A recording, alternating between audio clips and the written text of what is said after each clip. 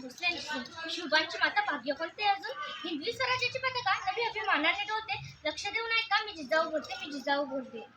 होय, आम्ही आलोय, तुमचे आऊसाहेब राजमाता जिजाऊ. या स्वराज्याची माती पुन्हा आमच्या मस्तकी लावण्याचे भाग्य आम्हास लाभते. ह्याही जगदंबेचीच कृपा. पण एक काळ असा होता मावळ्यांनो, या मराठी मातेच्या उंबरठ्यावर अनेक परकीय सत्ता खळाखळा नाचत होत्या. मराठी मुलकेचं सैन्य मुघलांच्या आरमानात गिपत पडलं होतं. शेतकऱ्यांचं हाडाचं पाणी करून जगत होता. आणि अशा परिस्थितीत सिंदखेडच्या माळसाने आणि लखुजी राजे यांच्या पोटी आम्ही जन्माला आलो. जेव्हा आम्ही जन्माला आलो तेव्हा घरोघरी आंघोळ्या काढण्यात आल्या, तोरणं लावण्यात गेली, हत्तीवरून साखर वाटण्यात आली आणि आमचं नाव ठेवण्यात आलं जिजा. जिजा म्हणजे जय आणि विजय.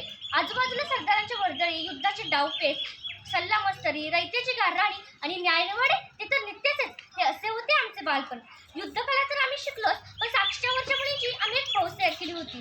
सकाळी सकाळी जेव्हा आम्ही रपेस करायला जायचो तेव्हा गावापसरल्या काही बायका आमचं कौतुक करायच्या, तर काही नाकाई मोडायच्या, काही म्हणायच्या कसं होणार या मुलींचं. पण आम्ही निश्चय केला होता, स्वतःसोबत इतरांचंही रक्षण करता आलं पाहिजे. आमच्या आई म्हाळसाराणी खातर आम्ही सर्व भाषाही शिकलो.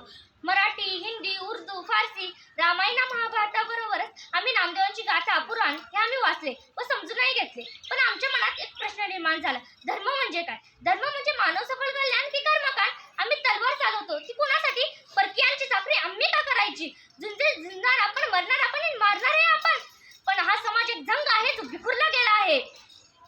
पण आमचे वडील म्हणत समाजाला बांधून ठेवतो तो एक सौम्य स्वतंत्र विचार.